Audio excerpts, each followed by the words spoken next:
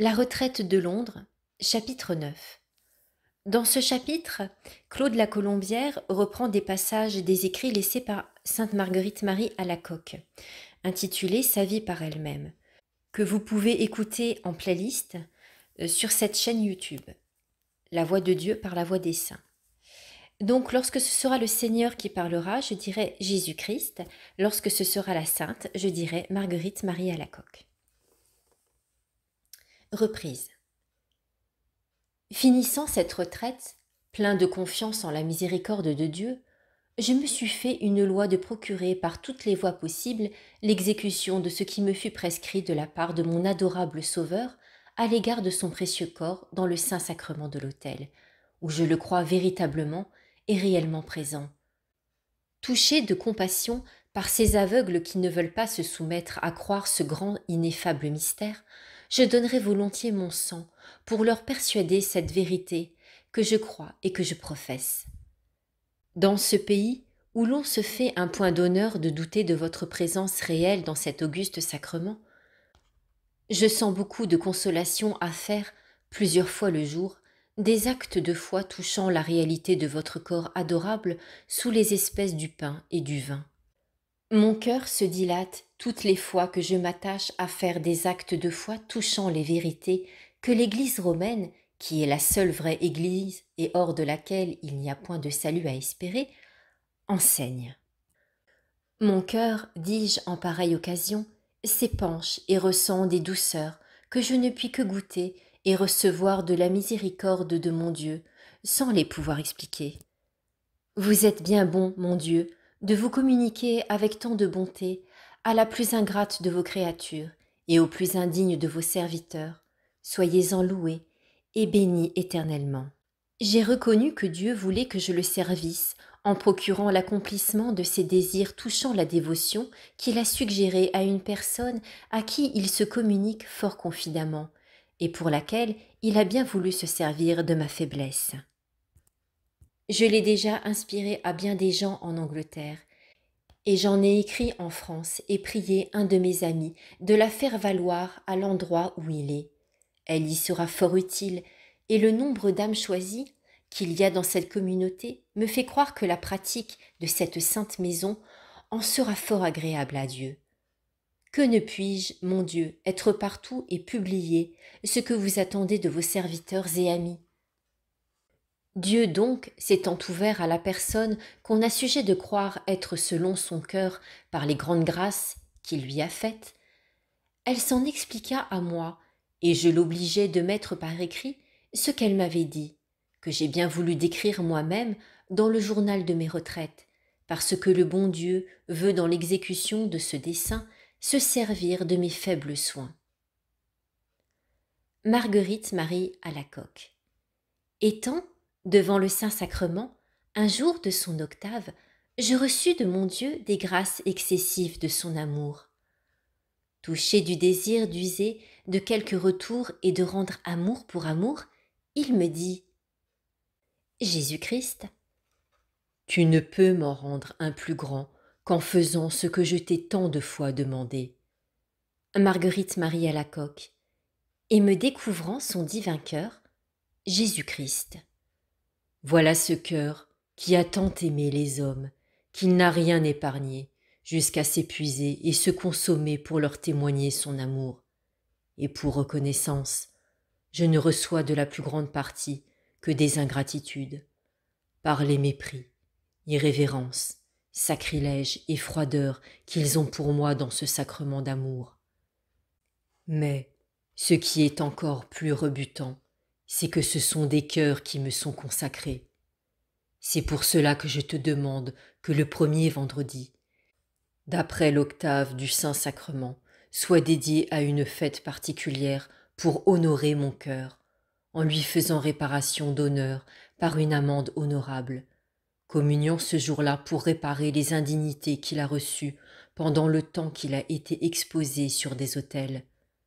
Et je te promets que mon cœur se dilatera pour répandre avec abondance les influences de son divin amour sur ceux qui lui rendront cet honneur.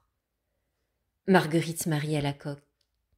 Mais, mon Seigneur, À qui vous adressez-vous?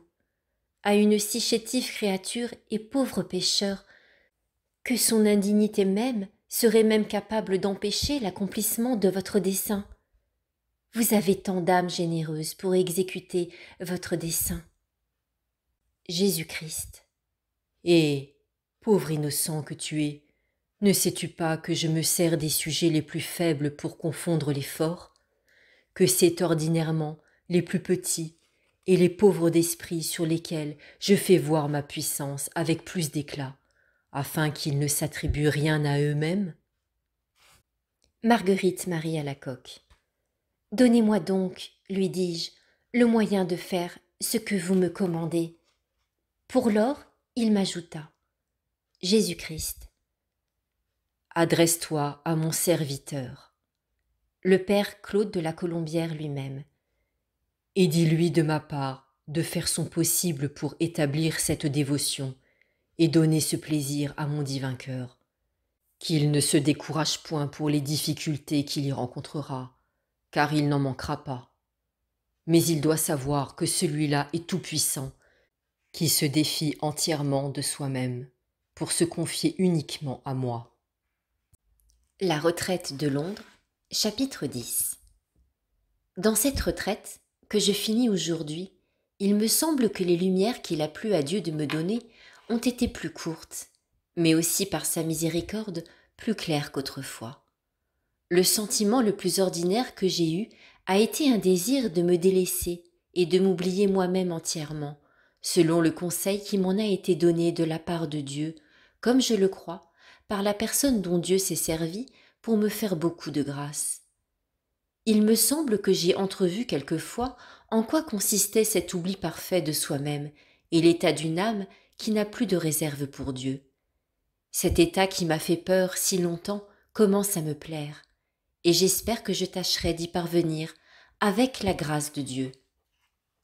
Je me surprends souvent dans des sentiments opposés à ce délaissement entier, et cela me cause bien de la confusion. Lorsque je suis bien à moi, je me sens, par la miséricorde infinie de Dieu, dans une liberté de cœur qui me cause une joie incomparable. Il me semble que rien ne peut me rendre malheureux. Je ne me trouve attaché à rien, du moins dans ce temps-là, car cela n'empêche pas que je ne ressente chaque jour des mouvements presque de toutes les passions. Mais un moment de réflexion les calme. J'ai souvent goûté une grande joie intérieure dans la pensée que j'étais au service de Dieu. J'ai senti que cela valait beaucoup mieux que toute la faveur des rois. Les occupations des gens du monde m'ont paru fort méprisables en comparaison de ce qui se fait pour Dieu. Je me trouve élevé au-dessus de tous les rois de la terre par l'honneur que j'ai d'être à Dieu. Il me semble que je sens qu'il vaut mieux le connaître et l'aimer que de régner. Et, quoique j'ai quelquefois des pensées d'ambition et de vaine gloire, il est certain que toute la gloire du monde, séparée de la connaissance de Dieu et de son amour, ne me tenterait pas.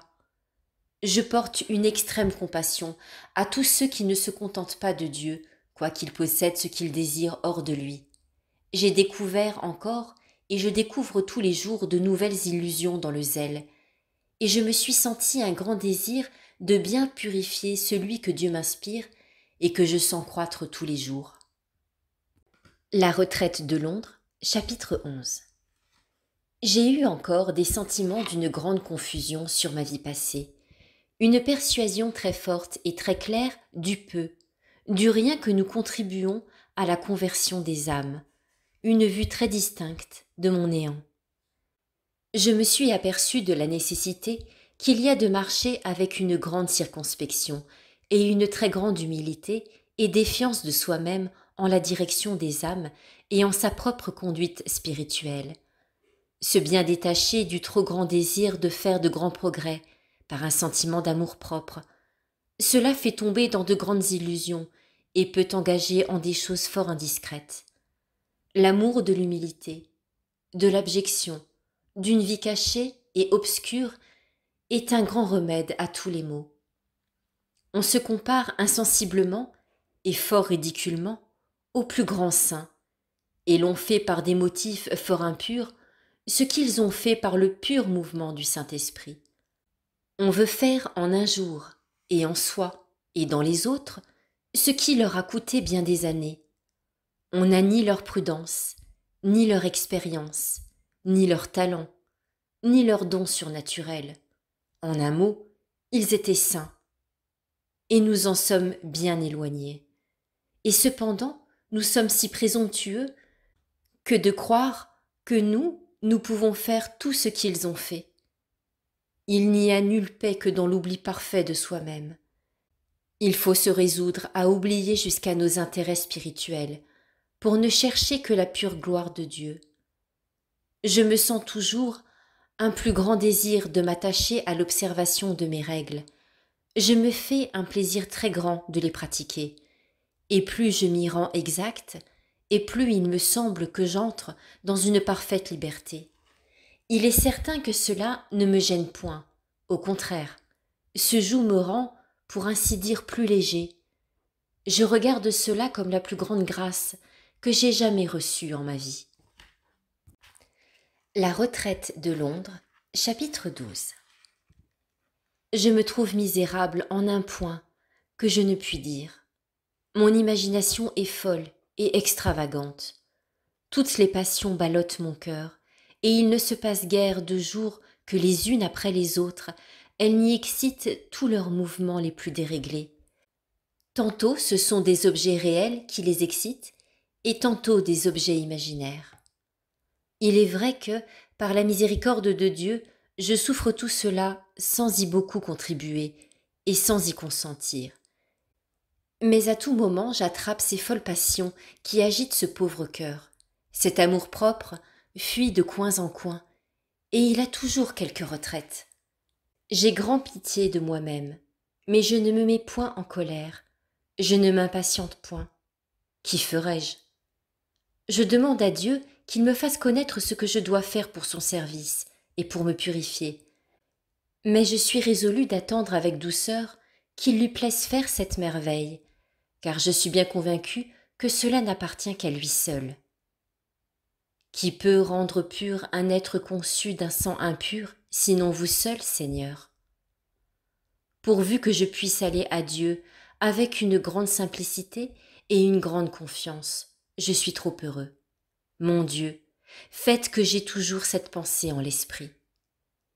Il me semble que j'ai un grand désir de bien faire et que j'en sais les moyens, et que pourvu que j'y fasse réflexion, je manquerai à peu de choses, mais cette réflexion est une grande grâce de Dieu, que je lui demande bien humblement. Voici des mots qui ne se présentent jamais à mon esprit. Que la lumière, la paix, la liberté, la douceur et l'amour, ce me semble, n'y entrent en même temps. Simplicité, confiance, humilité, délaissement entier, nulle réserve, volonté de Dieu, mes règles. Je ne goûte point de pareille joie à celle de découvrir quelque nouvelle infirmité qui s'était cachée à moi jusqu'à cette heure. J'ai eu plusieurs fois ce plaisir dans cette retraite, et je l'aurai toutes les fois qu'il plaira à Dieu de communiquer sa lumière dans les réflexions que je ferai sur moi-même. Je crois fortement, et j'ai beaucoup de plaisir à croire que Dieu conduit ceux qui s'abandonnent à sa conduite et qu'il prend soin des petites choses. Tous les jours, je sens plus de dévotion pour saint François de Sales. Je prie notre Seigneur de me faire la grâce de me ressouvenir souvent de ce saint pour l'invoquer et l'imiter. Il y a une annotation à propos de saint François de Sales. L'allusion à saint François de Sales s'explique par le fait que la retraite se termine le jour où l'on célébrait en Angleterre la fête de saint François de Sales. Elle peut se comprendre aussi par référence à la sœur Marguerite Marie, religieuse de cet ordre de la Visitation, qui fut instituée par Jeanne de Chantal à la demande de François de Sales. On rappellera enfin que la famille de Claude de la Colombière était proche de la Visitation. Son père gérait les terres de la congrégation à Saint-Symphorien d'Ozon et sa sœur était elle-même entrée au monastère de la Visitation à Condrieu. Fin du livre La vaine gloire et la retraite de Londres, par Claude de la Colombière. Que Dieu vous bénisse et vous garde en sa grâce.